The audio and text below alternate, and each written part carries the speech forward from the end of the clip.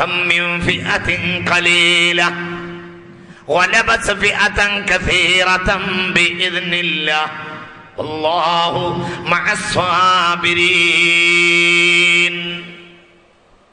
ഇവർ പറഞ്ഞു എന്നാണെങ്കിലും അള്ളാഹിന്റെ അടുത്തേക്ക് ചെല്ലേണ്ടി വരും, മരിക്കേണ്ടി വരും എന്നുള്ളവർ പറഞ്ഞു കം മിൻ ഫിഅത്തിൻ ഖലീല, ചെറിയ ചെറിയ സംഘങ്ങളാണ്, വലബത് ഫിഅതൻ കസീറ, വലിയവരെ പരാജയപ്പെടുത്തിയിട്ടുള്ളത് ബിഇദ്നില്ലാഹ്, ബിഇദ്നില്ലാഹ്.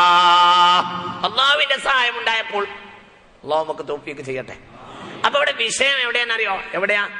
ന്യൂനപക്ഷം ഭൂരിപക്ഷം അല്ല വിഷയം. ബിഇദ്നില്ലാഹ്, ബിഇദ്നില്ലാഹ്, ബിഇദ്നില്ലാഹ്. ഈ ബി അത് വളരെ ഇമ്പോർട്ടന്റ്. അത് ഈ ബിഇദ്നില്ലാഹ് എന്ന വാക്ക് ഖുർആനിൽ അടിക്കടി എടുത്തു പറയുന്നുണ്ട്. നിങ്ങളിന്റെ കൂടെ ഉണ്ടോ?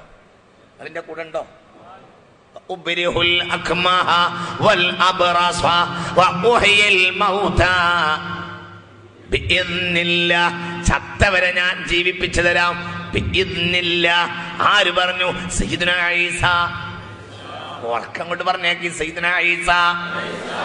എനിക്കൊന്നും വേണ്ട, ഞാൻ ചത്തവരെ ജീവിപ്പിച്ചു തരാന്ന് പറഞ്ഞു. ഓരോരുത്തരെ കൊന്നു പറഞ്ഞു. ആരെ? ഒന്ന് സഹായിക്കും. നിങ്ങളോടല്ല കൊന്നറിഞ്ഞത്. ആരോട്? മരിച്ചു കിടക്കുന്നവരോട് പറഞ്ഞു. ഒരാളെ ഇങ്ങനെ ചുമന്ന് കൊണ്ടുപോകായിരുന്നു, മയ്യത്ത് കൊണ്ടുപോവാ. ഒരാളങ്ങനെ ചുമന്ന് മയ്യത്ത് കൊണ്ടുപോവാ. അതിന് പിന്നിലുണ്ട് ഒരു വൃദ്ധയായ സ്ത്രീ കരഞ്ഞു പോകുന്നു. മാലഹ, എന്റെ അവൾക്ക് പറ്റിയെന്ന് ചോദിച്ചു ഈസാ നബി അലൈഹിസ്സലാം. അപ്പോൾ ആളുകൾ പറഞ്ഞു, ആ മയ്യത്ത് കട്ടിൽ കിടക്കുന്നത് അവരുടെ മോന.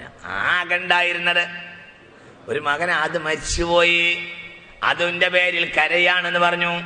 അപ്പോൾ ഈസാ നബി പറഞ്ഞു, ഇറക്കി വെക്കുന്നാല് മയ്യത്ത് കട്ടിൽ. അങ്ങനെ കരയാൻ പാടില്ലല്ലോ, മയ്യത്ത് കട്ടിൽ ഇറക്കി വെക്കുന്ന.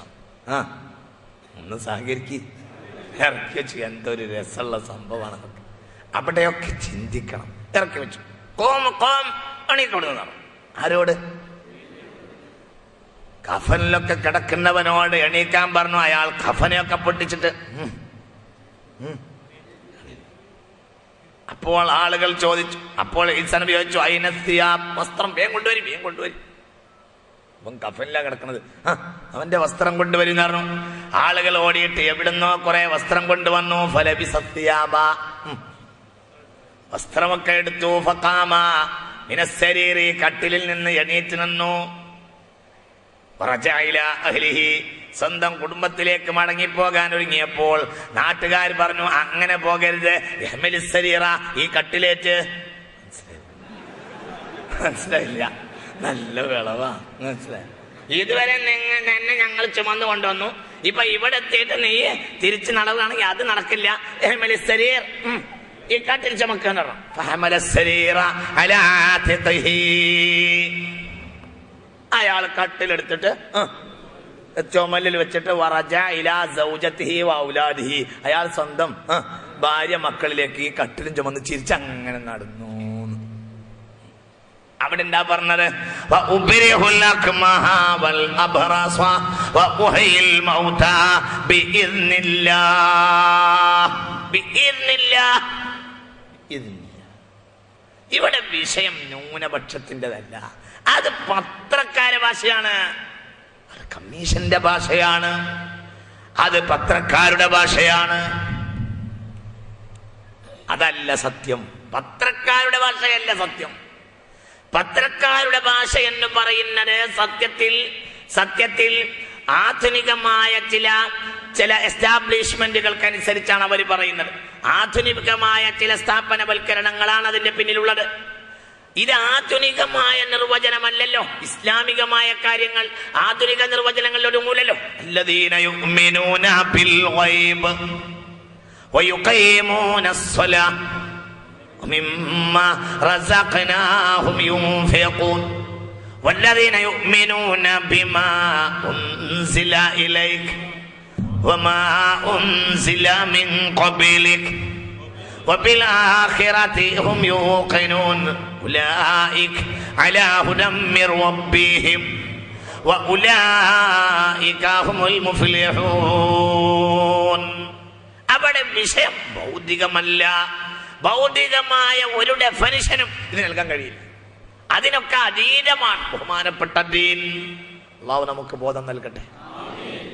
അവിടെ ഒന്നാമത്തെ വിഷയം ഇതാണ്. ന്യൂനപക്ഷം ഇതൊന്നല്ല വിഷയം. വിഷയം വിഷയം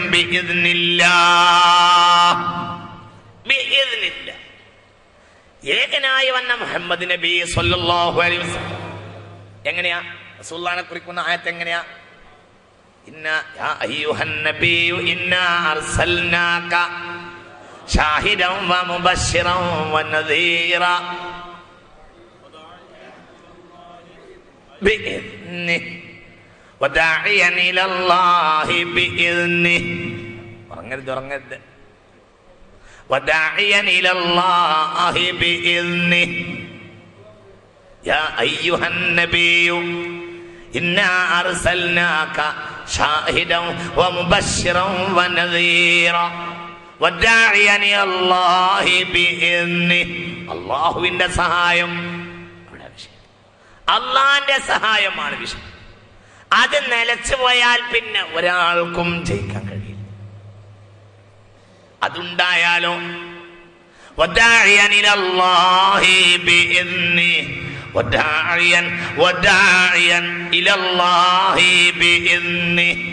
അല്ലാഹു നമുക്ക് തൗഫീഖ് ചെയ്യട്ടെ. അല്ലാഹു തൗഫീഖ് ചെയ്യട്ടെ. ഉറക്കം കൊണ്ട് പറയാം, അല്ലാഹു തൗഫീഖ് ചെയ്യട്ടെ. എൻ്റെ കുട്ടികളെ, എൻ്റെ ചെറുപ്പക്കാരെ, ഞാൻ എൻ്റെ കൽബ് കൊണ്ട് നിങ്ങളോട് ഇത് പറയാം. മുസ്ലിമീങ്ങളെ, അള്ളാന്റെ സഹായം മടക്കിക്കൊണ്ടുവരണം. അള്ളാന്റെ സഹായത്തിന് ചില നിമിത്തങ്ങളുണ്ട്. അത് ഞങ്ങളോട് പറയാം. എന്തൊക്കെയാണ് വേണ്ടത് ഒക്കെ ഞാൻ പറഞ്ഞുതരാം. നിങ്ങൾ എൻ്റെ കൂടെ ഉണ്ടായാൽ മതി. അള്ളാഹു നമുക്ക് ബോധം നൽകട്ടെ. ഒരു പ്രാവശ്യം ലാ ഇലാഹ ഇല്ലല്ലാഹ്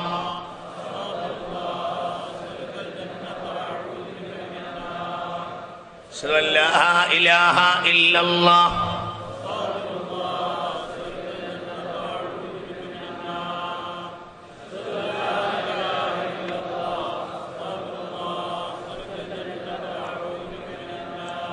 اللهم اعتقني من النار اللهم اعتقني من النار اللهم اعتقني من النار اللهم إنك عفو اللهم إنك عفو.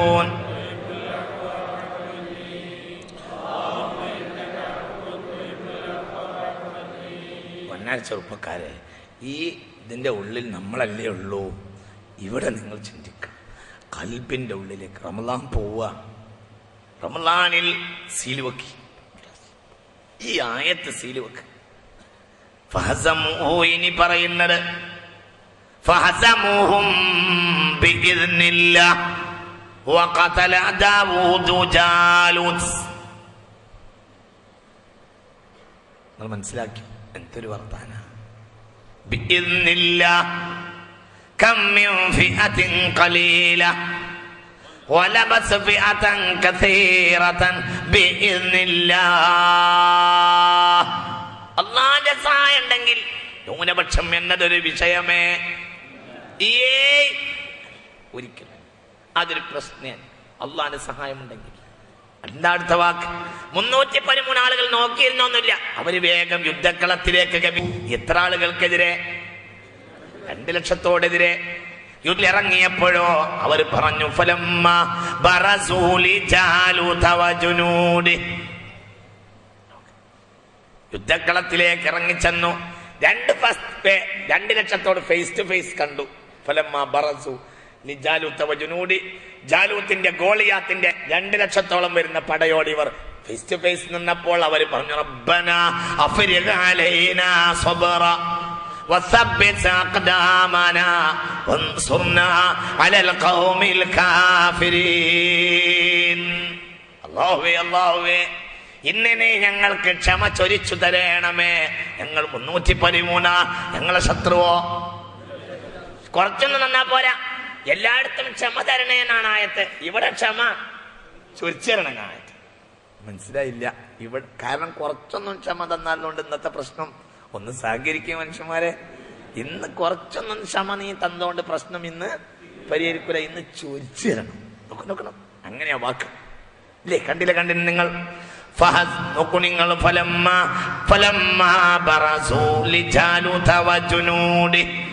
പട്ടാളക്കൂട്ടങ്ങളോട് ഫേസ് ടു ഫേസ് നിലകൊണ്ടപ്പോഴോ അവർ പറഞ്ഞത് റബ്ബന അഫ്രിഗ് അലൈനാ സബ്റ, ഞങ്ങൾക്ക് നീ ക്ഷമ ചൊരിച്ചു തരണമേ, വസബ്ബിത് അഖ്ദാമന, ഞങ്ങളെ കാലുകളെ ഉറപ്പിച്ചു നിർത്തുകയും ചെയ്യണമേ, വൻസുർനാ അലൽ ഖൗമിൽ കാഫിരീൻ, ഈ സത്യനിഷേധികൾക്കെതിരെ ഞങ്ങൾക്ക് നീ സഹായിക്കണമേ എന്ന് പ്രാർത്ഥിച്ചു ബഹുമാനപ്പെട്ട ജുന്ദു ത്വാലൂത്ത് റളിയല്ലാഹു അൻഹു. എത്ര 313 ആളുകൾ. മനസ്സിലായില്ലേ? ആർക്കെതിരെ? സുബ്ഹാനല്ലാഹ്. ചെറുപ്പക്കാരെ, കഥകളുടെ നിമിത്തമായി പറയുകയാണ്. എല്ലാ കഥകളുടെയും വിജയങ്ങളുടെയും നിമിത്തവും മിത്തുമായിട്ടാണ് ഈ കഥയെ ഖുർആൻ പറയുന്നത്. എന്നിട്ട് എന്തുണ്ടായി? ഫഹസമൂഹും ബിഇذനില്ലാഹ് വഖതല ദാവൂദു ജാലൂത്ത്. പിന്നെണ്ടായത്, എന്റെ മുഖത്തേക്ക് എല്ലാവരും നോക്കുന്നു പറഞ്ഞാലേ ഞാൻ പറയുള്ളൂ. എന്റെ ഇപ്പം ഉണ്ടായത് 2 ലക്ഷത്തോളം വരുന്ന ആളുകളോട് 313 ആൾ ചെന്നിട്ട് ഇങ്ങനെ ഫേസ് ടു ഫേസ് ആയി നിന്നിട്ട് എന്ത് ചെയ്തു? അല്ലാഹുവേ ഞങ്ങൾക്ക് ക്ഷമ ചൊരിച്ചു തരണേന്ന് ഒന്നങ്ങോട്ട് പ്രാർത്ഥിച്ചു. ഇനി അടുത്ത് പറയണമെങ്കിൽ എന്റെ മുഖത്തേക്ക് നോക്കണം. മനസ്സിലാവുന്നുണ്ടോ? യുദ്ധം തുടങ്ങിയപ്പോൾ ശത്രുക്കൾ ചോദിച്ചു, എന്താണ് ആദ്യമായി ആയുധം കൊണ്ടോ കൂട്ടം യുദ്ധമോ ദ്വന്ദ്വ യുദ്ധമോ വേണ്ടത്? ഉടനെ തീരുമാനമായി, ചർച്ചക്കിട്ടു. തീരുമാനമായി ആദ്യത്തേത് ദ്വന്ദ്വ യുദ്ധം ആകട്ടെ. അപ്പോൾ ശത്രുപടയാളികളുടെ കൂട്ടത്തിൽ അവരുടെ വീരസൈന്യാധിപൻ തന്നെ മുന്നോട്ട് വന്നു, ജാലൂത്ത് ലഅനത്തുല്ലാഹി അലൈഹി. ജാലൂത്ത് പറഞ്ഞു, ആരാണ് എന്നോട് എതിരിടാൻ കഴിയുന്നത്? ഏറ്റവും വലിയ അക്രമിയും മുട്ടാളനുമായിരുന്നു ആര്? കൂട്ടത്തിൽ ഒരു സാധുവായ, താലൂത്തിന്റെ കൂട്ടത്തിൽ ഒരു സാധുവായ പട്ടാളക്കാരനുണ്ടായിരുന്നു, ദാവൂദ് അലൈഹിസ്സലാം. അന്ന് അദ്ദേഹം നബിയല്ല, അന്ന് അദ്ദേഹം റസൂലല്ല, അന്ന് അദ്ദേഹം സാഹിബുൽ സബൂർ അല്ല, അന്ന് അദ്ദേഹം വാഹിദും മിനൽ ജുണ്ടി, പട്ടാളത്തിലെ ഒരു വ്യക്തിയായിരുന്നു സയ്യിദുനാ ദാവൂദ്. ചെറുപ്പക്കാരൻ, പെണ്ണ് വരെ കിട്ടിയിട്ടില്ല, കല്യാണം വരെ കഴിക്കാത്ത ഒരു ചെറുപ്പക്കാരനായിരുന്നു അന്നാര്? ദാവൂദ് അലൈഹിസ്സലാം. പിന്നീട് അദ്ദേഹം നബിയായി അലൈഹിസ്സലാം. ചിന്തിക്കണം. മുട്ടാളനായ ജാലൂത്ത് ചോദിച്ചു, ആദ്യം ദ്വന്ദ്വ യുദ്ധം എങ്കിൽ ആദ്യത്തെ ദ്വന്ദ്വ യുദ്ധം എന്നോട് തന്നെ. ആരാ എന്നോട് യുദ്ധത്തിനുള്ളതിന്? അപ്പോൾ ദാവൂദിന് പറഞ്ഞു, താലൂത്തിനോട് പറഞ്ഞു, നേതാവേ ഈ കൂട്ടത്തിൽ ആദ്യമായി ഞാൻ ഇറങ്ങാമെന്ന് പറഞ്ഞു. എന്നിട്ട് ദ്വന്ദ്വ യുദ്ധം തുടങ്ങി. ഒരു കവണ ഉണ്ടായിരുന്നു. കവണ എന്ന് പറയും ചില നാട്ടില്, ചവണ എന്ന് പറയും. ഇത് മനസ്സിലായില്ല നിങ്ങൾക്ക്? ഇതില് ഈ നിങ്ങൾ കണ്ടിട്ടില്ല ഈ എന്താ പറയാ, ഈ പിന്നെ ഈ ഒരു കയറൊക്കെ കെട്ടിയിട്ട് അതിൽ ഇതിടും. എന്താ മനസ്സിലായില്ല റബ്ബേ? കല്ലിട്ടിട്ട് ഇങ്ങനെ അങ്ങോട്ട് കറക്കിയിട്ട് ഒറ്റ ഏറ് കൊടുക്കും. നിങ്ങൾ കണ്ടിട്ടില്ലേ? നിങ്ങൾക്ക് മനസ്സിലാവുന്നുണ്ടോ പറഞ്ഞത്? എന്താ അതിന് പറയാ?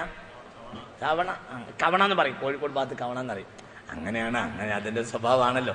ചിലർക്ക് അങ്ങനെയൊക്കെ അങ്ങോട്ടും ഇങ്ങോട്ടും ഒക്കെ പിന്നെ അക്ഷരങ്ങൾ മാറുമല്ലോ. അതുകൊണ്ട് അപ്പൊ ചുരുക്കത്തിൽ ഇങ്ങനത്തെ മനസ്സിലായി, സാധനം മനസ്സിലായില്ലേ? എന്ത് പറഞ്ഞാലും മനസ്സിലായില്ലേ പറഞ്ഞത്? അങ്ങനത്തെ ഒരു സാധനം ഉണ്ടായിരുന്നു, ഒരു അങ്ങനത്തെ ഒരു സാധനം ഉണ്ടായി, കവണ ഉണ്ടായിരുന്നു. കവണ ആയാലും നിങ്ങൾ കോഴിക്കോട്ടുകാരുണ്ടെങ്കിൽ കവണ എന്ന് പറഞ്ഞോളൂ, തിരൂർക്കാരുണ്ടെങ്കിൽ ചവണ എന്ന് പറഞ്ഞോളൂ. ഏണി എന്ന് പറയും ചില സ്ഥലത്ത്, കോണി എന്ന് പറയും ചില സ്ഥലത്ത്. ഹുവ സാധനം രണ്ടും ഒന്നാണ്. എന്താട്ടെ, ഏതായാലും എന്ത് ചെയ്തു? ഈ ചവണ അങ്ങോട്ട് ഇറങ്ങി പിടിച്ചു.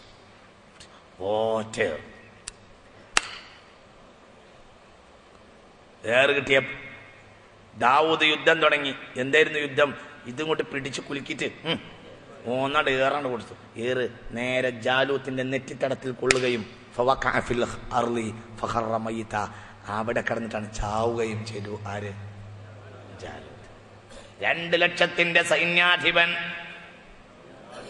ജാലൂത്ത് ഏറുകൊണ്ട് ചത്തു വീണപ്പോൾ, നേതാവ് ചത്തു വീണാൽ അനുയായി ബാക്കിയാവും.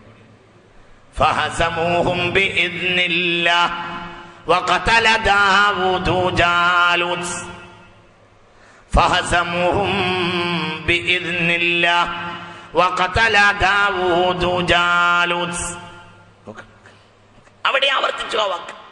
അവിടെ ആവർത്തിച്ചു ഫഹസമൂഹും ഫഹസമൂഹും ബിഇദ്നില്ലാഹ്. അവിടെ ആവർത്തിച്ചു എന്ത്? ബിഇദ്നില്ലാഹ് ബിഇദ്നില്ലാഹ്. ഇവിടെ വിഷയം സംഭവം സത്യം 13 ആളുകൾ യുദ്ധത്തിന് പോയിട്ട് യുദ്ധം ചെയ്തത് ഒന്ന് സഹകരിക്കും. 2 ലക്ഷത്തോട് യുദ്ധത്തിന് പോയി 313 യുദ്ധം ചെയ്തത് തോറ്റത്. കാരണം അത് ഖുർആനെ പറഞ്ഞു.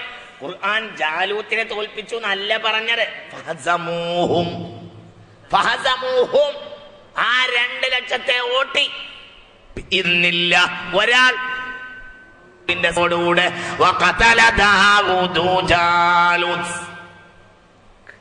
അപ്പൊ ഇവിടെ വിഷയം ക്ഷയത്തിന്റെ അടിസ്ഥാനം എണ്ണക്കുറവല്ല, പകരം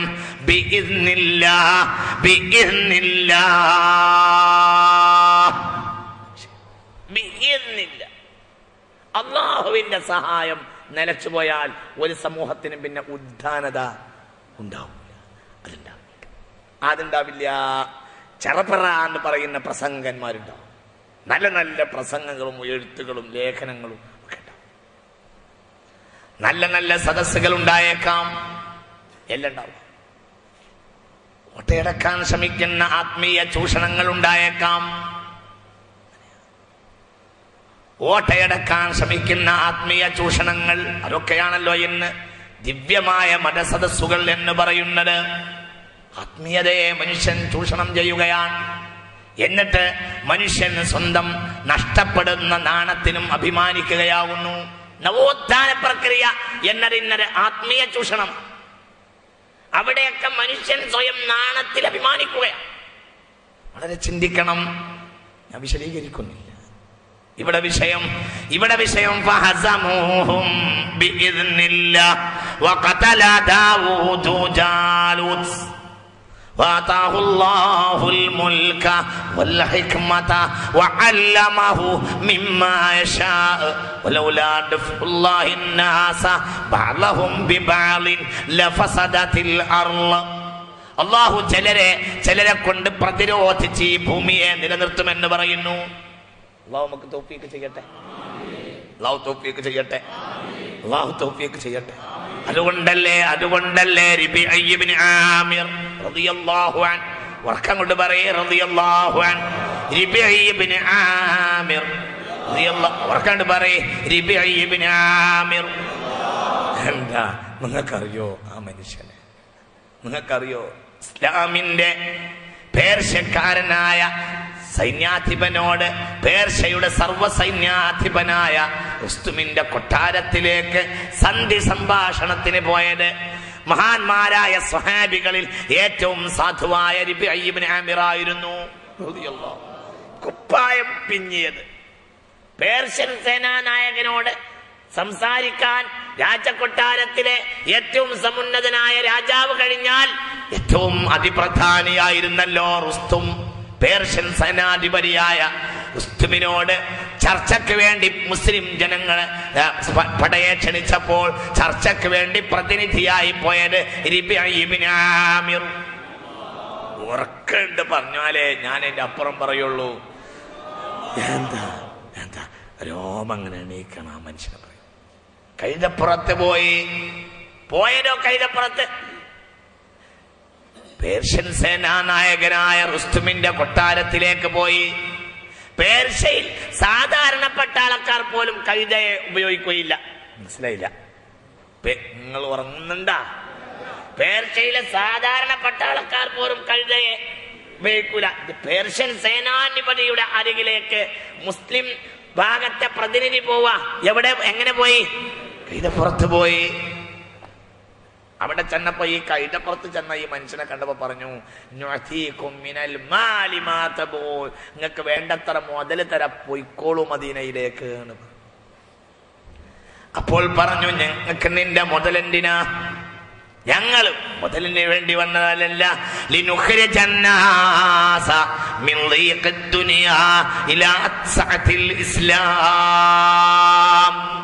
ദുനിയാവിന്റെ കൂടല്ലേ ദുന്യാവിന്റെ കുടുസിൽ നിന്ന് ഇസ്ലാമിന്റെ വിശാലതയിലേക്ക് മനുഷ്യനെ കൈപിടിച്ചു പോകാൻ ഇറങ്ങിയവരാണ് ഞങ്ങൾ. ഞങ്ങൾക്ക് നിന്റെ ധനത്തിന്റെ ആവശ്യമില്ല എന്ന് റബീഉ ആമിർ. അപ്പൊ ഇവിടെ രണ്ട് വിഷയം മനസ്സിലാവുന്നുണ്ട്. ഒന്ന് ഒരു ഭാഗത്ത് ഇസ്ലാമിന്റെ വിശാലതയും ഒരു ഭാഗത്ത് ദുന്യാവിന്റെ കുടുസും. നിങ്ങൾ ഉറങ്ങുന്നുണ്ടോ? നല്ലോണം ചിന്തിക്കണം.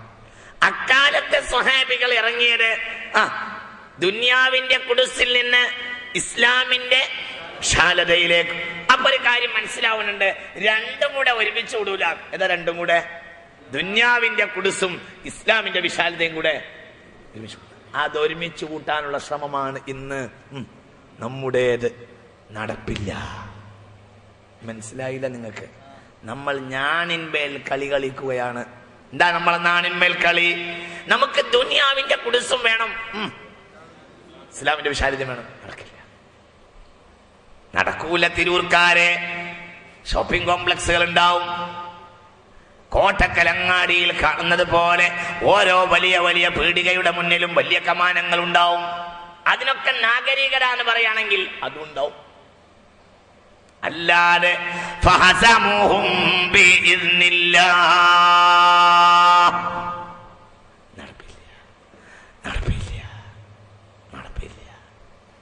നോക്കൂ, ഒരു പായ്ക്കപ്പലിൽ ചെന്നവരാണ് യൂറോപ്പ് പിടിച്ചടക്കിയത്. തലകട കയറി കിട്ടൂല. മനസ്സിലായ നിങ്ങൾക്ക്? ഈ 25-ന് അന്ന് വീട്ടിലേക്ക് വരുന്നോണം കൊടുക്കണ 50 ഉറുപ്പ്യ അല്ല. എന്ത്? അത് 50 ഉറുപ്പ്യയിൽ സക്കാത്തിൽ പെടുത്താം. അത് 10 കൊടുത്താൽ എത്ര ഉറുപ്പ്യ പോയി? വൈകുന്നേരം ആകുമ്പോഴത്തിന് 10 ആള് വന്നു പോട്ടെ. വൈകുന്നേരം ആകുമ്പോഴത്തിന് 100 ആള് വന്നു. ഓരോരുത്തർക്ക് 100 ഉറുപ്പ്യ എടുത്തു. എത്ര ഉറുപ്പ്യ പോയി? അല്ലല്ല, ഒന്ന് പറയും മനുഷ്യന്മാരെ. എത്ര പോയി? 10,000 ഉറുപ്പ്യ പോയി. ഇയാൾക്ക് കച്ചവട പീടികയിൽ 1 കോടി ഉറുപ്പ്യന്റെ സാധനം ഉണ്ട്. നോക്കൂ, മനസ്സിലായില്ല? 1 കോടി ഉറുപ്പ്യന്റെ സാധനമൊക്കെ ഇന്നത്തെ കാലത്ത് ഇല്ലേ? 1 കോടി ഉറുപ്പ്യന്റെ സാധനമുള്ള കച്ചവടക്കാരന് എത്ര സക്കാത്ത്? 1 കോടി. ഞാൻ എക്സാമ്പിൾ, നിസ്സാരുദാഹരണം. 30 കോടി കൊണ്ട് കച്ചവടം ചെയ്യുന്നവരെ ആളുകളെ വരെ അത്രയൊക്കെ എനിക്കറിയാം. അത്ര എന്റെ ഹദ്ദുള്ളൂ. ഇനി അതിന്റെ അപ്പുറം അതിന്റെ ഹദ്ദുള്ളവരുണ്ടെങ്കിൽ പറയാം. 30 കോടി ഉറുപ്പ്യ കൊണ്ടൊക്കെ കച്ചവടം ചെയ്യുന്ന ആളുകളെ എനിക്കറിയാം. നിങ്ങൾക്ക് മനസ്സിലാവണില്ലേ പറഞ്ഞത്? 1 കോടി ഉറുപ്പ്യക്ക് എത്ര ഉണ്ടാവും? 2.5 ലക്ഷം കൊല്ലത്തില്. 25-ന്റെ അന്ന് 100 100 ഉറുപ്പ്യ കൊടുത്താൽ വലിയ ആളാണോ?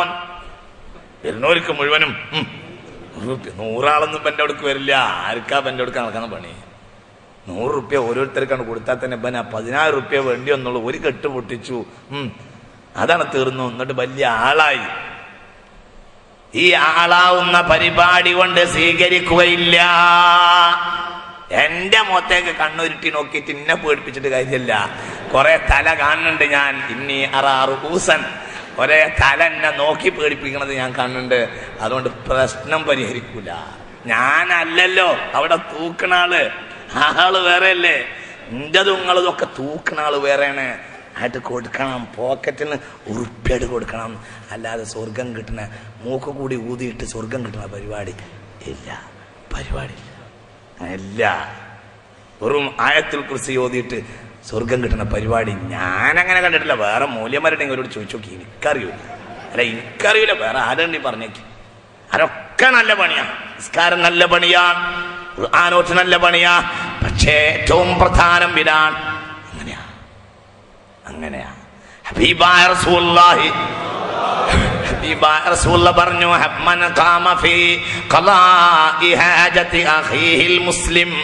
എന്റെ മുസ്ലിമായ ഒരു സഹോദരന്റെ കാര്യം നിർവഹിക്കുന്ന പ്രവർത്തനത്തിൽ ഒരാൾ ഏർപ്പെട്ടാൽ, അയാൾ അന്ത്യനാളിൽ വരുമ്പോൾ ഒരാൾ മുസ്ലിമീങ്ങളുടെ കാര്യങ്ങൾ ശ്രദ്ധിക്കുന്നവനാണ്, അവരെ കാര്യത്തിൽ ഏറ്റെടുക്കുന്നവനാണ്. ഒരാൾ കുടുങ്ങിയാൽ 10 ഉറുപ്പ്യ നിർലോപം കൊടുക്കുന്നവനാണ്. അങ്ങനത്തെ ഒരാൾ മരിച്ചുപോയാൽ അവന്റെ തുലാസ് തൂക്കുന്നിടത്ത് ഞാൻ പോയി നിൽക്കുമെന്ന് മുഹമ്മദ് നബി. എന്താ പറഞ്ഞത്? രോമണിക്കും. ഹദീസ് ഓതിയപ്പോ എന്റെ രോമം പൊങ്ങിയിട്ടുണ്ട്. എന്തൊരു ഹദീസാണ് ഹബീബ. ഞാൻ തമാശ പറയല്ല, അതിപ്രധാനമായ ഹദീസ്. അതിപ്രധാനമായ ഹദീസാണ്. സിൽസിലത്ത് സ്വഹീഹയിൽ നാസിറുദ്ദീൻ അൽ അൽബാനി പോലും ഈ ഹദീസ് സ്വഹീഹാണെന്ന് പറഞ്ഞിരിക്കുന്നു. അതിപ്രധാന. ശ്രദ്ധിക്കണം. ഒരാള് മുസ്ലിമീങ്ങളുടെ ആവശ്യം നിർവഹിക്കുന്ന ആളായാൽ, പാവപ്പെട്ട മുസ്ലിമീങ്ങളുടെ വിഷയങ്ങളെ പരിഹരിക്കുന്ന ആളായാൽ, അവന്റെ മീസാന്റെ അടുക്കൽ ആര് പറയാണ് ഈ വാക്ക്?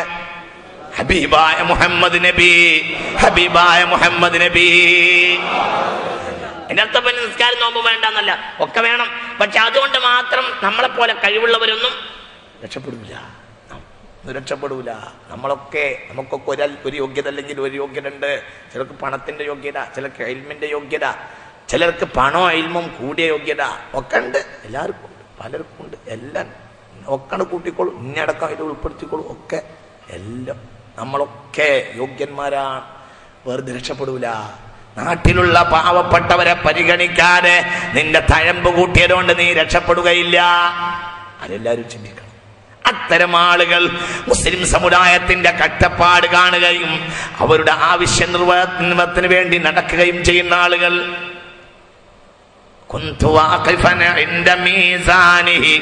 അവരെ തുലാസിന്റെ അടുക്കൽ ഞാൻ പോയി നിൽക്കും. അവന്റെ അമല് കൊണ്ട് തന്നെ രക്ഷപ്പെടാൻ കഴിഞ്ഞാൽ രക്ഷപ്പെടാൻ, ഞാൻ അവന്റെ സ്വയം അമല് കൊണ്ട് രക്ഷപ്പെടാൻ കഴിയില്ല എങ്കിൽ ഞാൻ അവന് ശഫാഅത്ത് ചെയ്ത് കയറ്റും. കാരണം എന്റെ സമുദായത്തിന്റെ കാര്യം നോക്കിയവനാണ് അവനെന്ന് മുഹമ്മദ് നബി. എന്താ പറഞ്ഞ മനസ്സിലായില്ലേ നിങ്ങൾക്ക് പറഞ്ഞത്? എന്റെ സമുദായത്തിന്റെ ഒരു കാര്യം ഒരാൾ നോക്കിയാൽ ഞാൻ അയാളെ അന്ത്യനാളിൽ അയാളെ തുലാസ് തൂക്കുന്നിടത്ത് ഞാൻ പോയി നിൽക്കും. ഹബീബായ റസൂലുള്ളാഹി സ്വല്ലല്ലാഹു അലൈഹി വസല്ലം പറയാം, അവന് സ്വയം അമലോട് പോകാൻ കഴിഞ്ഞാൽ പോകാം, ഇല്ലെങ്കിൽ ഞാൻ എന്ത് ചെയ്യും? ശഫാഅത്ത് ചെയ്യും. എന്തുകൊണ്ട്? എന്റെ അനുയായികളെ കാര്യം നോക്കിയവനാണ്. അവനെ ഒഴിവാക്കിയിട്ട് എനിക്ക് ഒറ്റക്ക് പോകാൻ കഴിയില്ല. ഹബീബായ നബി. എന്തുകൊണ്ട്? ഞാനാരാ? വമാ അർസൽനാക ഇല്ലാ റഹ്മതൻ ലിൽ ആലമീൻ. മൻ ലമിന ഫീ ദൈനി അഖീഹി ഫഅജഹദ ഫീ ഖളാഇഹി വലം യഖ്ളിഹി ഫമാത ഫഅന വലിയുഹു ഖാല റസൂലുള്ളാഹി. എന്താണ് ഹദീസിന്റെ ഒക്കെ അർത്ഥം? ഞങ്ങൾക്ക് അർത്ഥം പറഞ്ഞു തരട്ടെ. നിങ്ങൾ എൻ്റെ ഒപ്പം ഉണ്ടോ? എന്താണ് ആ ഹദീസിന്റെ അർത്ഥം? എന്റെ സമുദായത്തിൽപ്പെട്ട ഒരാളുടെ കടം ഒരാൾ ഏറ്റു. മനസ്സിലായില്ല? എങ്ങനെ നിങ്ങൾ ഉറങ്ങരുത് കേട്ടോ. ഇതൊക്കെ ഭയങ്കര ഹദീസാ കുട്ടികളെ. ഇത് ഇവിടെ നമുക്ക് നഷ്ടമുള്ളത്. നമ്മൾ ഇതൊക്കെ വിട്ടുപോയി നമ്മളെ കയ്യിൽ. എന്നിട്ട് നമ്മൾ ചില കപട ചൂഷണങ്ങളെ പിന്നിൽ മുഖം മറച്ച് നടക്കണിപ്പോ. അതാണ് നമ്മളെ പ്രശ്നം. നമുക്കെല്ലാവർക്കും വേണ്ടിയത് ഓരോരുത്തർക്കും അങ്ങനെയാണ്. കപട ആത്മീയകളാ വേണ്ടത്, എല്ലാവർക്കും വേണ്ടത്, ഓരോരുത്തർക്കും. അതിൻ്റെയൊക്കെ വലുപ്പത്തരത്തിലാണ് നമ്മൾ കപട ആത്മീയതയുടെയും കപട ചൂഷണത്തിന്റെയും പിന്നാലെ പോവാ നമ്മൾ. അത് നമ്മളെ കയ്യിൽ അടിസ്ഥാനം നഷ്ടപ്പെട്ടത് കൊണ്ടാണ്. ഇത് ചിന്തിക്കണം. നമ്മളിങ്ങനെ ചില ബഹളങ്ങൾ കൊണ്ട് ബഹളം ഉണ്ടാക്കിയിട്ട് ആളാകാൻ ശ്രമിക്കുകയാണ്. അതുകൊണ്ട് ഇവിടെ നടക്കാം, അള്ളാന്റെ അടുക്കൽ രക്ഷപ്പെടൂല. എന്താ പറഞ്ഞത്?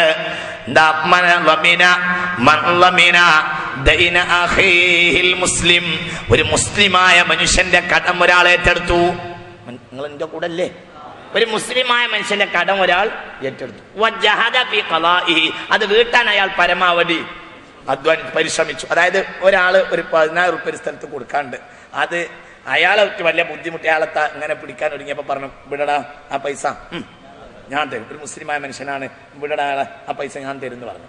എന്നിട്ട് ആ പൈസ ഞാൻ തരും എന്ന് പറഞ്ഞിട്ട് നാട്ടിലെ മുഴുവൻ ഞാൻ തരുന്ന ഏറ്റിട്ട് ആളാകല്ല. എന്ത്? എന്നിട്ട് അത് വീട്ടാൻ ഇയാൾ പരമാവധി പരിശ്രമിച്ചു. ആ 10,000 അവന്റെ പൈസ ഞാനാണ് ഏറ്റത്, അത് കൊടുക്കണല്ലോ എന്ന് കരുതി പരമാവധി അധ്വാനിച്ചു. പക്ഷെ ഫലം യഖ്ലിഹി, വീട്ടാൻ അയാൾക്ക് കഴിഞ്ഞില്ല. ഫമാത, വീട്ടിന് മുമ്പ് ഇയാൾ മരിച്ചാൽ ഫഅന വലിയുഹു, ആ കടത്തിന്റെ ഉത്തരവാദി അന്ത്യനാളിൽ ഞാനാകുന്നു.